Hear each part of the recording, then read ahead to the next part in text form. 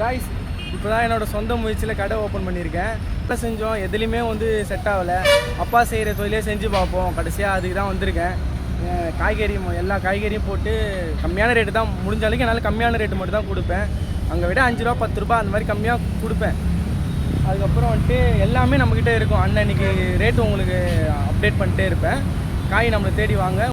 இப்போ பீன்ஸ்லாம் பார்த்துட்டிங்கன்னா அங்கேயே மார்க்கெட்லேயே 30 ரூபா 35 ரூபா மேலே போவோம். நம்ம ஒரு கிலோவே 40 ரூபா தான் போடுறோம்.